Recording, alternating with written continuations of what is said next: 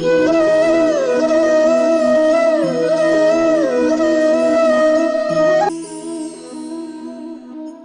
সূঁচ দেখতে পাচ্ছেন আপনি? এটা শুদ্ধ লোহা দিয়ে তৈরি। বস্ত্র সেলাই করার কাজে লাগে, অস্ত্রোপচারে কাজে লাগে। কিন্তু আপনি কি কখনো ভেবে দেখেছেন এই সূঁচ কিভাবে তৈরি হয়? লোহার এক বড় অংশকে পিটিয়ে পিটিয়ে টেনে টেনে তাকে পাতলা বানানো হয়। এরপরেই আমরা পেয়ে থাকি সূঁচ। ভাবুন, যদি লোহার টুকরোতে অনর্গল প্রহার করার ফলে একটা লোহার টুকরো সূঁচে পরিণত হয়, তাহলে আমাদের জীবনে অনর্গল চেষ্টা করার ফলে জীবনের সমস্ত অংশকে আমরা কত প্রভাবশালী কাজে পরিণত করতে পারি। শুধু প্রয়োজন দৃঢ় নিশ্চয়তা।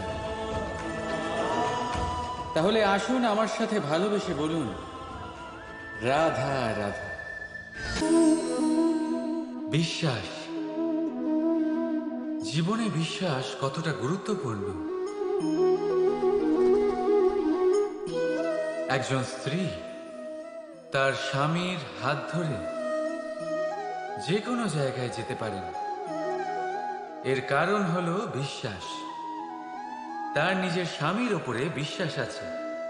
যখন একজন মা তার ছোট বাচ্চাকে কোলে তুলে হাওয়ায় ওঠায়, তখন সেই বাচ্চা ভয়ভীত হয়ে যায় না। তার কারণ হলো বিশ্বাস। তার বিশ্বাস আছে যে তার মা তার কিচ্ছু হতে দেবে না। এক বৈদ্যের দেওয়া ঔষধ সন্তান কিছু না বুঝে শুনেই খেয়ে ফেলে। সেই বৈদ্যের জ্ঞানের বিষয়ে তার কোনো ধারণাই থাকে না। শুধু নিজের পিতার উপরে বিশ্বাস আছে যে তার পিতা তাকে খারাপ কিছুই দেবে না। যখন এই সংসারের প্রতিটা বন্ধন বিশ্বাসের উপরে দাঁড়িয়ে আছে, তাহলে কেন এই বিশ্বাসকে আমরা জীবনে আনতে পারি না? আপনি নিজেই দেখুন, এই বিশ্বাস নিজের জীবনে এনে দেখুন, সবকিছু আরো সুন্দর হয়ে যাবে। তাই ভালোবেসে বলুন, রাধা রাধা। অহংকার, এই শব্দটা সবাই শুনেছেন। বহু মানুষকে আপনি এটা বলতে শুনেছেন যে ওই ব্যক্তির অহংকার আছে, ওই মানুষটির ক্ষমতার অহংকার আছে, ওই ব্যক্তির নিজের রূপ নিয়ে অহংকার আছে, ওই ব্যক্তির নিজের অর্থের অহংকার আছে, ইত্যাদি ইত্যাদি। কিন্তু এই অহংকার, এর অস্তিত্ব হয় কি করে? এবারে একবার এই হাতটা দেখুন। যদি এই হাতের 5 আঙ্গুল উঠে দাঁড়ায়, আশীর্বাদ। আর যদি এই হাতের 5টা আঙ্গুল একসাথে মুঠো হয়ে যায়, শক্তি। সংকটের বিরুদ্ধে ঢাল। কিন্তু এই একটা আঙুল সংকটের কারণ হয়ে দাঁড়াতে পারে। এই একটা আঙুল শত্রুকে আহ্বান জানায়। এবার অহংকার বলে এই শব্দটাই দেখে নিন। আমাদের থেকে আলাদা হয়ে গেলে হয় অহং। অহং অর্থাৎ ব্যক্তির মনে হয় যে সে আপনদের থেকে, নিজের বন্ধুদের এবং সঙ্গীদের থেকে, নিজের পরিবারের থেকে অনেক উপরে, অনেক শ্রেষ্ঠতর সে। কিন্তু মনে রাখবেন, এই অহংকার কোনো ব্যক্তির অস্তিত্বের বিনাশের প্রথম ধাপ। তাই ঝেড়ে ফেলে দিন এই অহংকারকে, আর বিশ্বাস করুন আমাদের ওপর, কারণ তখনই আপনি শান্তি পাবেন। আর সেই শান্তির সাথেই বলে উঠবেন, রাধা রাধা। জপের এই মালা আপনি অনেকের কাছেই দেখে থাকবেন। তারা মালা জপ করে যান, ঈশ্বরকে স্মরণ করতেই থাকেন। আর প্রতিটা জপ করা পুঁতির সাথে একটা পুণ্য অর্জন করেন। কিন্তু এটাই কি সবার সাথে হয়? না, আপনি এটাও নিশ্চয়ই দেখেছেন, অনেক মানুষ বহু বছর এই মালা জপ করে যান, কিন্তু তাও কিছুই হয় না। সেই ক্রোধ, সেই অহংকার, সেই লোভ, সেই বাধা সব একই রকম থাকে। তার মানে সমস্ত পরিশ্রম ব্যর্থ। কখনো ভেবে দেখেছেন এমন কেন হয়? এই জন্যই হয় কারণ মালার পুঁতিগুলো জপতে জপতে অনেক মানুষ একটা জিনিস জপ করতে ভুলে যান, মনের জপমালা। সেই জন্য পরের বার এই মালা জপ করার আগে সর্বপ্রথম মন থেকে জপ করতে শিখুন। মনের মধ্যে যত মন্দ ভাব আছে তা ঝেড়ে ফেলে দিন, শেষ করে দিন সমস্ত দোষ। তবেই আসবে শান্তি, তবেই পাবেন সন্তুষ্টি, আর তবেই পাবেন প্রেম। রাধা রাধা। ঘাসের কণা কত ছোট, কত হালকা, এত অবলা যে একে নিয়ে বাগধারা হয়। কিন্তু ভাবুন, যদি এই ঘাসের কণা হাওয়ায় উড়ে এসে আপনার চোখে পড়ে, ভয়ঙ্কর কষ্ট হবে আপনার চোখে।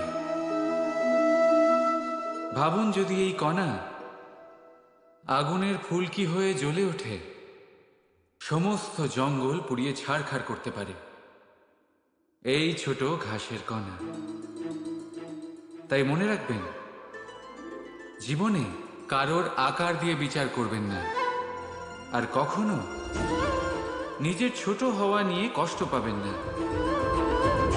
কারণ ছোট অস্তিত্ব সময় হলে বড় বড় অস্তিত্বকে সমাপ্ত করে দিতে পারে। তাই নিজের থেকে বড়দের সামনে কখনো নিজেকে ছোট মনে করবেন না, আর নিজের থেকে দুর্বলদের কখনো অপমান করবেন না।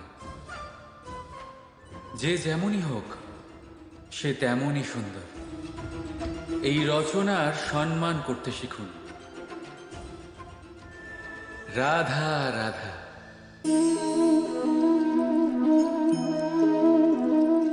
আসুন, আজ আম খেতে বড়ই ইচ্ছে হচ্ছে, কিন্তু দেখলাম বাগানে কোনো আমের গাছই তো নেই। তাই ভাবলাম আজ আমি এই গাছকে জল দেব, এতটা জল দেব যা একটা ফল হওয়ার জন্য যথেষ্ট। সন্ধেবেলায় একটা ফল দিয়েই দেবে, তারপর আমি সেই আম খাবো। আপনি ভাবছেন আমি এ কেমন কথা বলছি? এই গাছকে আমি যতই জল দিই না কেন, ফল ঋতু এলে তবেই হবে। ঠিক আছে, এটাই হলো রহস্য সাফল্যের। ঋতু এলে ফল নিশ্চয়ই হবে, কিন্তু তার আকার আপনাকে অবশ্যই বলে দেবে যে সেই বৃক্ষের কতটা খেয়াল রাখা হয়েছে। কর্মের ফল অবশ্যই পাবেন, কিন্তু কর্ম অনর্গল করে যেতে হবে। সাফল্য আপনি অবশ্যই পাবেন, কর্ম অনর্গল করে যেতে হবে। একটা শুভ কর্ম করে কিচ্ছু হবে না। কর্ম নিরন্তর করে যান, পরিশ্রম নিরন্তর করে যান, দেখবেন সাফল্য নিজেই আপনার কাছে আসবে।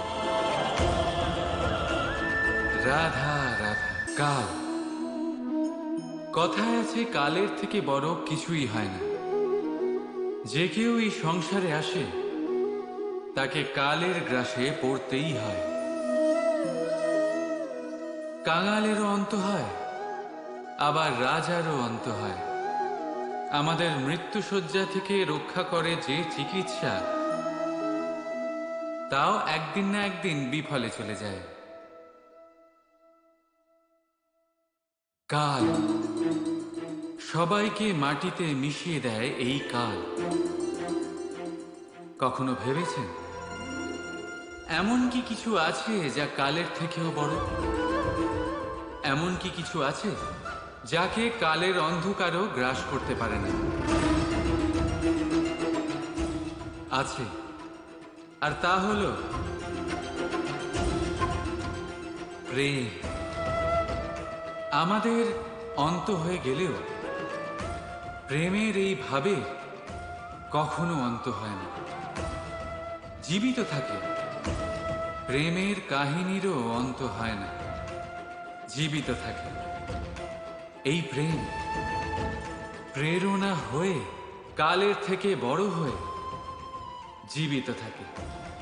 তাই যদি আপনি কালে না হারাতে চান, তাহলে সবাইকে ভালোবাসুন। এই প্রেমের বন্ধনে বাঁধলে এই জীবন মৃত্যুর বন্ধন থেকে মুক্তি পাবে। রাধা রাধা। এই হলো তলোয়ার। সব কিছু কাটতে পারে এতটা ধার আছে এতে। শত্রুর বিনাশ করতে সক্ষম। আর অন্যদিকে এই ঢাল যে কোনো প্রহার সহ্য করতে সক্ষম। শত্রুর থেকে রক্ষার ঢাল, সুরক্ষার দেওয়াল এটা। এই দুইয়েরই কাজ আলাদা, এই দুইয়ের উদ্দেশ্যও আলাদা, কিন্তু এই দুইয়ের মূল সেই একই। দুটোই তৈরি লোহা দিয়ে। লোহার অংশ দিয়ে তৈরি এই তলোয়ার, লোহার অংশ দিয়ে তৈরি এই ঢাল। তলোয়ারের প্রধান কাজ হলো প্রহার, ঢালের কাজ হলো বাঁচানো। পার্থক্য কোথায়? পার্থক্য কেবল চিন্তাধারায়। চিন্তাধারা, এই চিন্তাধারাই তাই যা সত্য হয়ে সামনে আসে। কোনো বস্তু কোনো মানুষকে সুখী করতে পারে না, কিন্তু চিন্তাধারা মানুষের ব্যক্তিত্ব তৈরি করে। হয় আপনি এই বস্তুর ব্যবহার এই সংসারকে নাশ করার জন্য করুন, আর নয় এই বস্তুর ব্যবহার আপনি উদ্ধার করার জন্য করুন। সিদ্ধান্ত আপনার। কিন্তু আমি এটা মনে করি, এটাই আমার ভাবনা, যে আসুন না এই চিন্তাধারাকে আমরা প্রেমের সাথে মিলিয়ে দিই। আসুন না এই চিন্তাধারায় প্রেমকে যুক্ত করি। দেখবেন হয়তো এই প্রেমই সত্য হয়ে আপনার সামনে উদয় হবে। রাধা রাধা। কখনো কখনো কেউ আমাদের ছোট বলে, আমাদের বিষয়ে নীচ মন্তব্য করে। আমাদের তা ভালো লাগে না। আমরা সেটা অপমান মনে করি, নিরাশ হয়ে যাই, অসুস্থ হয়ে পড়ি। কিন্তু এর কোনো প্রয়োজন নেই। এবার আমাকেই দেখুন, কেউ আমাকে মুরলীধর বলে ডাকে, আবার কেউ আমাকে বলে ছলবাজ। কেউ আমাকে নন্দের আনন্দ বলে, আবার কেউ আমাকে মাখন চোর। এবারে বলুন, আমার নামের সামনে চোর বসিয়ে দিলে আপনার প্রেম কি আমার জন্য কমে যাবে? এটাই আমি বোঝাতে চাই। কারোর কিছু বলে দেওয়াতে সেই প্রেমের কোনো ক্ষতি হয় না, কারণ আপনার প্রেম আমার প্রতি আছে আমার স্বভাবের জন্য, আমার কর্মের জন্য, আমার ব্যক্তিত্বের কারণে। তাই মনে রাখবেন, জীবনে কেবল কর্মের উপরে মন দিন, সেই নামের উপরে নয় যা লোকে আপনাকে দিয়েছে। কারণ এই কর্ম এটাই গুরুত্বপূর্ণ। ব্যর্থ হচ্ছে এই নাম। রাধা রাধা। মেহেন্দি নারীদের শৃঙ্গার। যার হাতে লেগে যায় তাকে নিজের রঙে রাঙিয়ে তোলে। আমাদের এখানে পরম্পরা আছে যে বিবাহতে অন্য অনেক অনুষ্ঠানে এই মেহেন্দি এমনই এক পাত্রে রাখা হয়, তারপর মহিলাদের মধ্যে ভাগ করা হয়। কিন্তু আপনি কি জানেন যে এই মেহেন্দির রং সবচেয়ে বেশি কার হাতে লাগে? এই মেহেন্দির রং সবচেয়ে বেশি তার হাতেই লাগে যিনি এই মেহেন্দি সবার মধ্যে বিতরণ করেন। প্রেম, প্রসন্নতা, আনন্দ, এইগুলো মেহেন্দির মতোই হয়। যত অন্যদের মধ্যে বিতরণ করবেন ততই নিজের উপরে লাগতে থাকবে। তাই যদি আপনি জীবনে প্রসন্নতা পেতে চান তাহলে নিজের প্রসন্নতা আগে সবার মধ্যে বিতরণ করুন, যেমন সেই হাত যা মেহেন্দি বিতরণ করছিল। নিজের সুখ, নিজের বৈভব, নিজের প্রেম সবার মধ্যে বিতরণ করুন। দেখবেন আপনার জীবনে কখনোই এগুলো কম পড়বে না। রাধা রাধা। কোকিল আর কাক, এই দুই পাখি অনেকটাই সমান। দেখতে একই রকম, রূপেও তারা সমান, রঙও বেশিরভাগ সময় একই হয়। হয়তো কখনো কখনো আপনি এটাও দেখেছেন যে কোকিল কাকের বাসায় থাকে। দূর থেকে যদি আপনি এই দুই পাখি দেখেন তাহলে এদের পার্থক্য বোঝা অত্যন্ত কঠিন। এদের পার্থক্য আপনি তখন বুঝতে পারবেন যখন বর্ষার ঋতু আসবে, যখন এরা গলার স্বর বার করবে।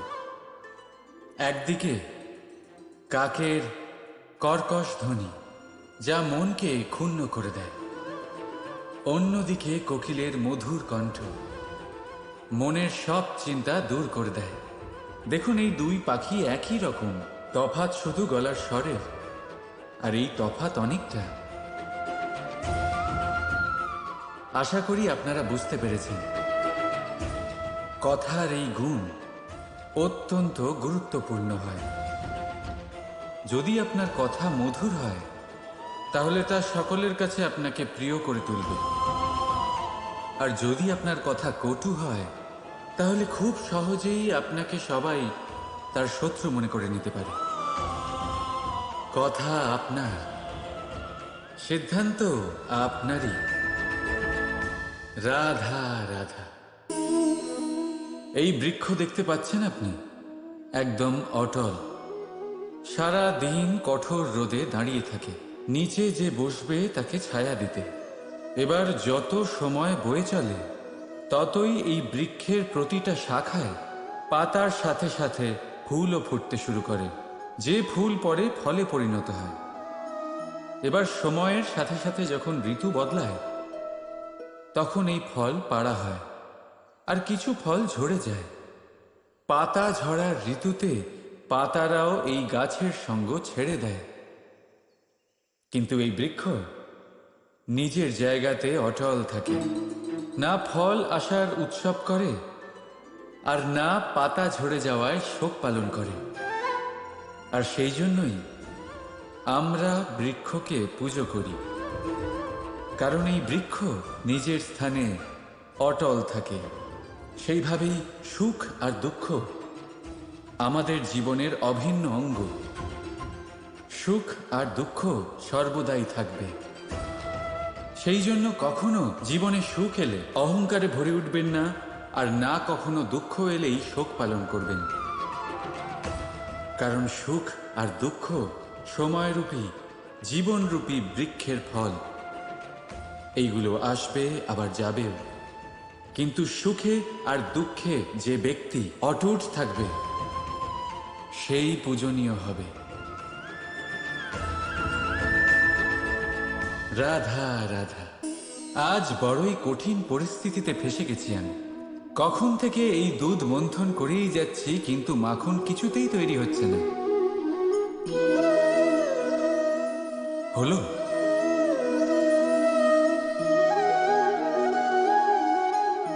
এই দুধ তো কেটে গেছে, এবার কি হবে?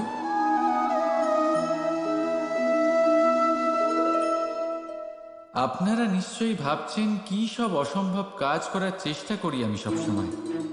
দেখুন, দুধ কেটে গেছে মানে তা দিয়ে আর মাখন হবে না। ঠিক, খুব ভালো কথা যে আপনারা এটা জানেন। এটাও জেনে নিন যে আমাদের সম্পর্ক ঠিক এরকমই হয়। যদি সম্পর্কে তিক্ততা চলে আসে, তাহলে যতই চেষ্টা করুন না কেন কোনো লাভ হবে না। যদি আপনি আপনার সম্পর্কে সুখের মিষ্টি মাখন খেতে চান, তাহলে মন রূপী দুধকে কাটতে দেবেন না। রাধা রাধা। রাধার এই হার হঠাৎ করে ছিঁড়ে গেল, সমস্ত মুক্ত পড়ে গেল। রাধা আমাকে বলল যে এই হার তার খুব প্রিয়, এই মুক্ত অমূল্য, তার জন্য বিশেষ। যখন রাধার জন্য বিশেষ, তখন আমি শুরু করে দিলাম এই হার ঠিক করতে। প্রথমে অনেক সময় লাগলো এই মুক্ত খুঁজতে গিয়ে, আর তারপর আরো সময় লেগে যাচ্ছে এই হারে এই মুক্ত পড়াতে গিয়ে। ঠিক আছে, এবারে আপনারা নিশ্চয়ই ভাবছেন এর জায়গায় আমি নতুন কোনো হার কেন নিয়ে এলাম, কিন্তু না, কোনো নতুন হার আমার রাধার গলায় দেখে আমার এত আনন্দ হবে না যতটা সেই হার দেখে হবে যা রাধার প্রিয়, যা আমার রাধার জন্য অমূল্য। এই রকমই হয় আমাদের বন্ধু, আমাদের অমূল্য বন্ধু। তাই কোনো বিষয়ে যদি পরিস্থিতি খারাপ হয়ে যায়, কথা কাটাকাটি হয়, কোনো কারণে মতভেদ তৈরি হয়, তখন তাদের থেকে দূরে সরে যাওয়া একেবারেই উচিত নয়। বরং চেষ্টা করুন তাদের আবার প্রেমের বন্ধনে বেঁধে নিতে, নিজের কাছে রাখতে। কারণ এই বন্ধন, এই অমূল্য বন্ধু, এদের মাহাত্ম্য জীবনে অনেকটাই আলাদা। তাই আসুন আর ভালোবেসে বলুন, রাধা রাধা। আসুন আজ আমরা কথা বলি এটার বিষয়।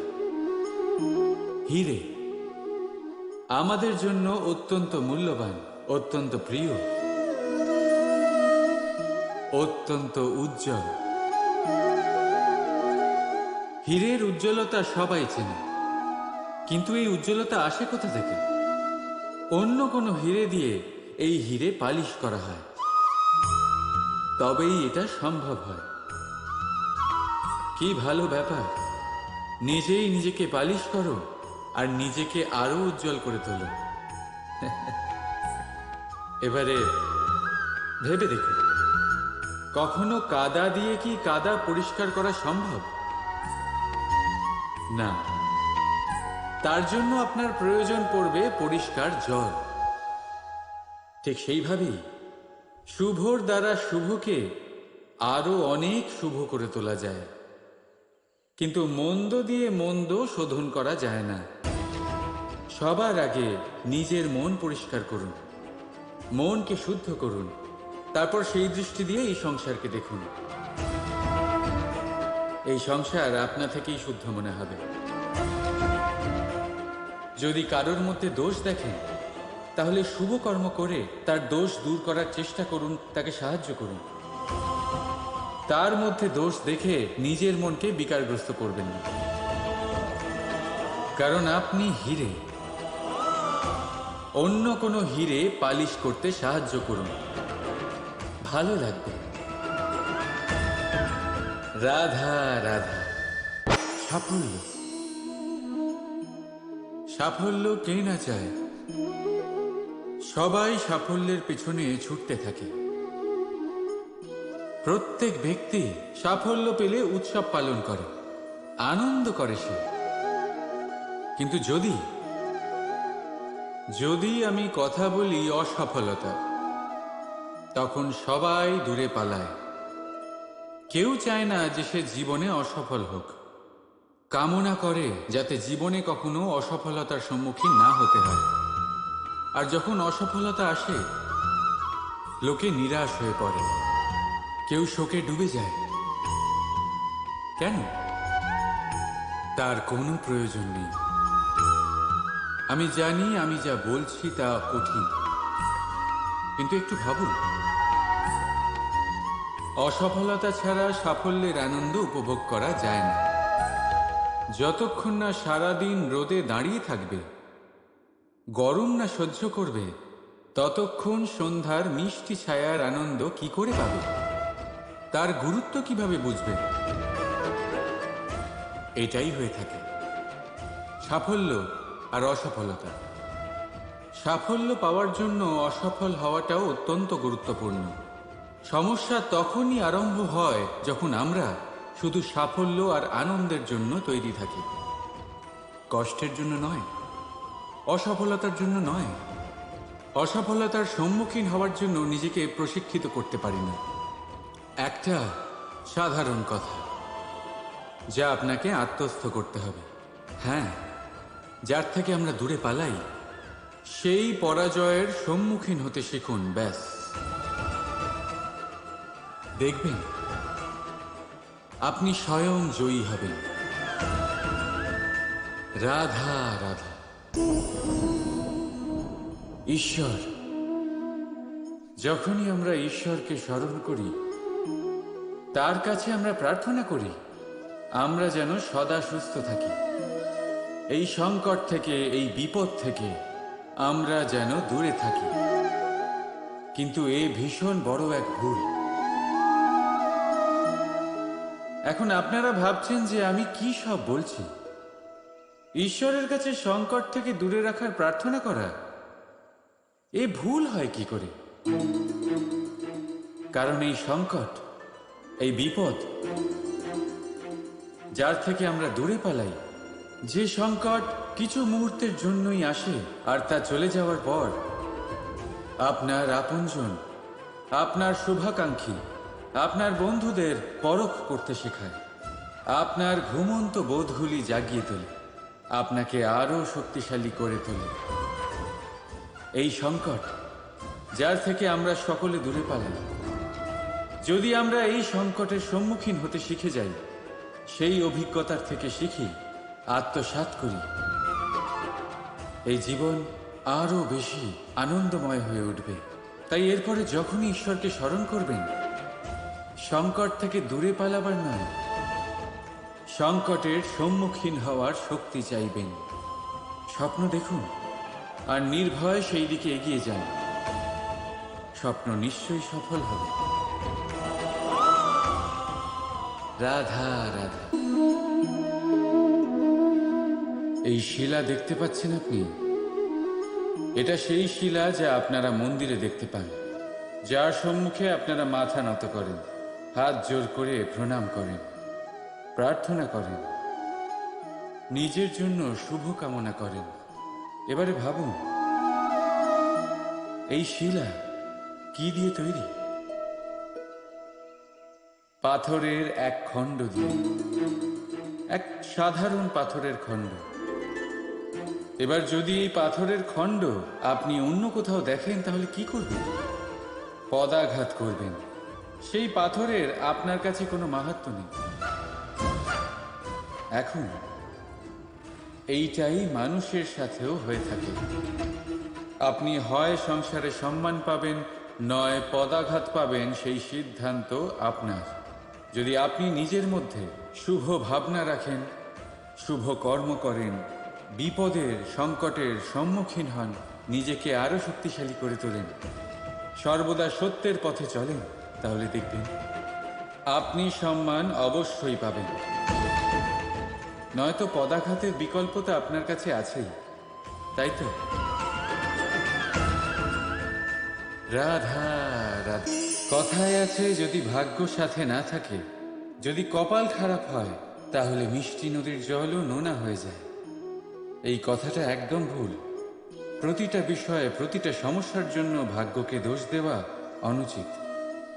জীবনের সমস্ত দুর্ঘটনার কারণ ভাগ্য হতে পারে না। বহুবার কারণ হয় আমাদের অসাবধানতা। সাবধান থাকা অত্যন্ত জরুরি। আমরা আগামী সংকটের থেকে সাবধান থাকি না, নিজেকে তৈরি রাখি না। আর যখন হঠাৎ করে সংকট আমাদের সামনে প্রকট হয়, আমরা নিজেদের সামলাতে পারি না। সেই পরিস্থিতির কাছে আমরা হেরে যাই। সাবধান থাকা অত্যন্ত জরুরি। যখন আপনি কোনো অজানা পথে বেরিয়ে পড়েন, তখন সবার আগে নিজের একটা পা তার নিচের ভূমিতে রাখেন, আর আরেক পা দিয়ে সামনের ভূমি আপনি পরখ করেন। এটাই বুদ্ধির লক্ষণ। সাবধানতার মানে হলো আগামী ভবিষ্যতের পূর্বাভাস করা। কারণ যাই করে নিন না কেন, আপনি ভবিষ্যৎ দেখতে পারবেন না। কিন্তু যদি আপনার ভবিষ্যতে সংকটই লেখা থাকে, তাহলে তা আসুক। সেই সংকটের সম্মুখীন হওয়ার জন্য আপনি সাবধানতার ঢাল অবশ্যই ব্যবহার করতে পারবেন। রাধা রাধা। আপনি কি কখনো ভেবে দেখেছেন, বিষ পান করার পরেও মহাদেবকে দেবাদিদেব মহাদেব কেন বলা হয়? আর অপরদিকে অমৃত পান করার পরেও রাহু আর কেতুকে অসুর কেন বলা হয়? কেন? এর কারণ হলো উদ্দেশ্য। আপনার কর্ম করার পেছনে যে উদ্দেশ্য আছে তা অত্যন্ত গুরুত্বপূর্ণ। এই সংসারে কোনো ব্যক্তি সেই দ্বারাই পরিচিত, কর্ম করার পিছনে তার উদ্দেশ্য দিয়ে। যদি কেউ পরোপকার করে কিন্তু তার পেছনে তার উদ্দেশ্য স্বার্থের হয়, সেই পরোপকারী মানুষ নিজের মাহাত্ম্য সেখানেই হারিয়ে ফেলে। যদি আপনার কর্মের পিছনে আপনার উদ্দেশ্য সঠিক হয়, তাহলে শাপও বরদানে পরিণত হতে পারে। যদি আপনার কর্মের পিছনে উদ্দেশ্য অনুচিত হয়, তাহলে বরদানও শাপে পরিণত হতে বেশি সময় লাগে না। এই সমস্ত খেলা কর্ম আর তার উদ্দেশ্যে। তাই শুদ্ধ মনে খেলবেন। রাধা রাধা। এই মুক্ত দেখতে পাচ্ছেন আপনারা? শুভ্র, সাদা, উজ্জ্বল। আর এটা এরকমই রাখার জন্য আমরা কি না করে থাকি। এটা এরকমই কোনো রেশমের কাপড়ে আমরা জড়িয়ে রাখি, কোনো এক কৌটোয় ভালো করে বন্ধ করে রাখি। কেন?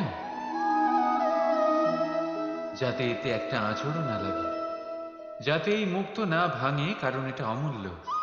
ঠিক সেই রকমই এই দুধ যাতে না কাটে, তাই আমরা এটা গরম করে রাখি। গ্রীষ্মকালে আমরা এটা শীতল জলে রেখে দিই, কারণ এটা অমূল্য। এই দুটোই বড়ই অমূল্য, তাই আমরা এগুলো সামলে রাখি। দুধ আমাদের শরীরের অনেক পুষ্টি দেয়, সেই শরীরেরই সৌন্দর্য বাড়ায় এই মুক্ত। এবার মুক্ত আর দুধের মতোই হয় আমাদের আপনজনদের মন। এটাও আমাদের সামনে রাখা উচিত, এটার রক্ষাও আমাদের করা উচিত। মিষ্টি কথা, স্নেহ আর ভালো ব্যবহারের দ্বারা এগুলি সামনে রাখুন।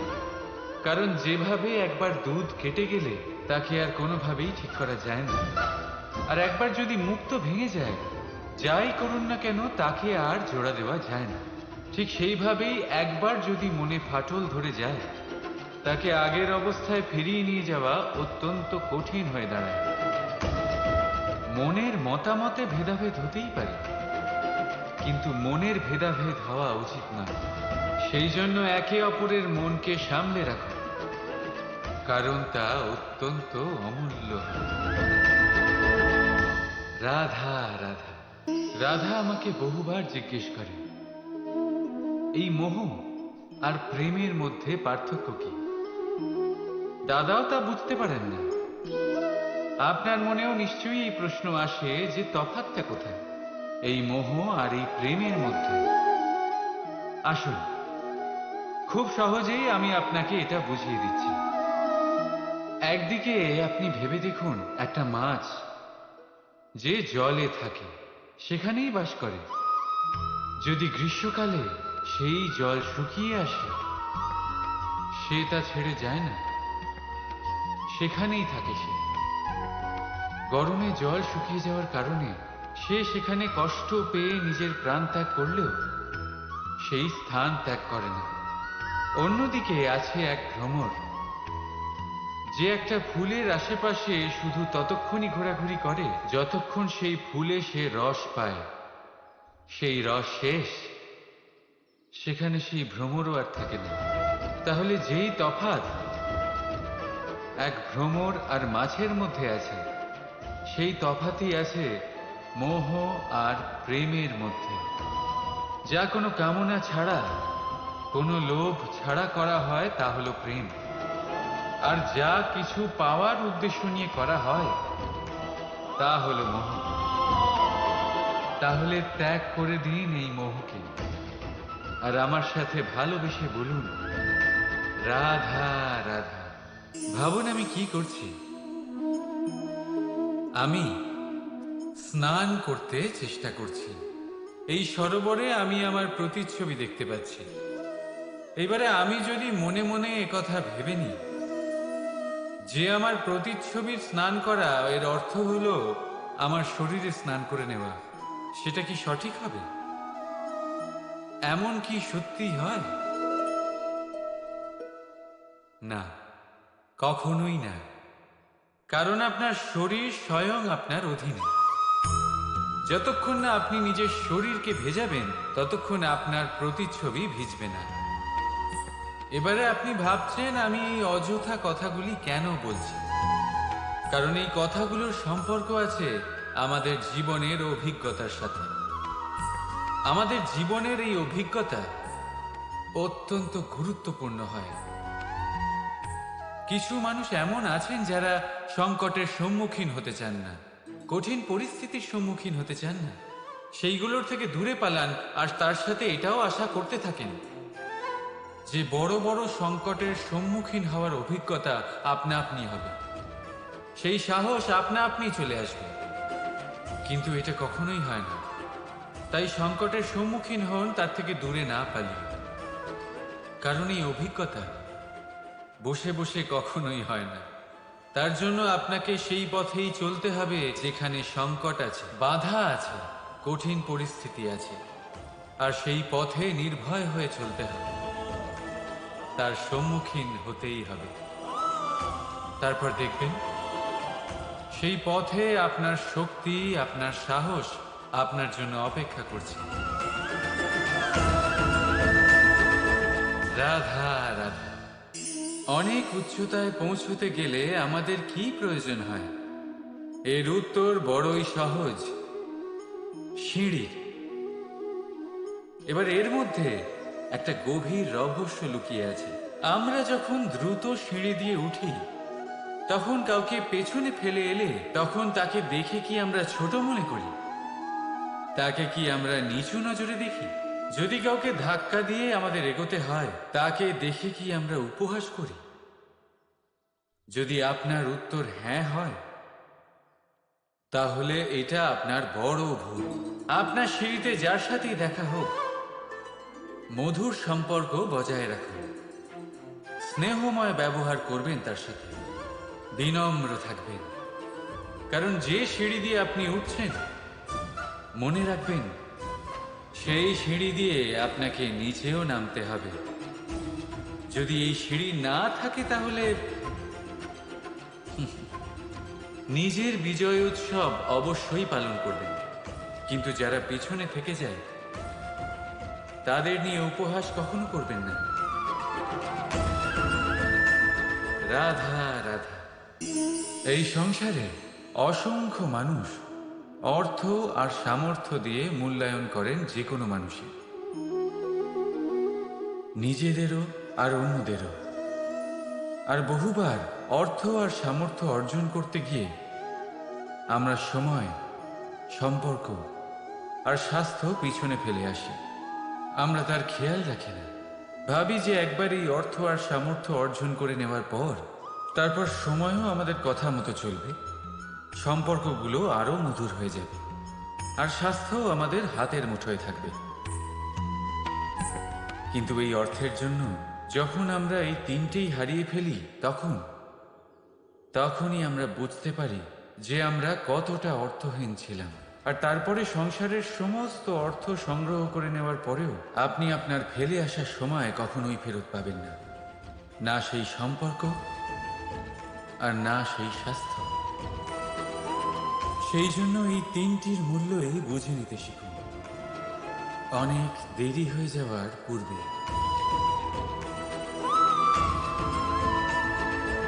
রাধা রাধা। প্রেম, আমরা সকলে প্রেম করি, প্রেম পাওয়ার চেষ্টা করতে থাকি। আর এমনও অনেক মানুষ আছেন যারা প্রেম অর্জন করেও ফেলেন, কিন্তু সেখান থেকে শুরু হয় এক নতুন অধ্যায়। আচমকা দুই প্রেমীর কিছু অনুচিত বলে মনে হতে থাকে। আচমকা দুজনে নিজেদের অস্তিত্ব নিয়ে বিচলিত হতে থাকেন। এবার এমন হলে কি করা যেতে পারে? দেখুন, এই হলো হলুদ,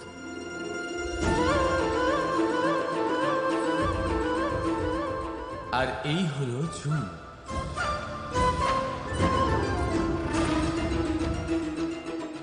এবার এটাকে দেখুন, যখন চুন আর হলুদকে একসাথে মিলিয়ে দেওয়া হলো, তখন ওরা নিজেদের রং ত্যাগ করে দিয়ে একটা নতুন রং তৈরি করল।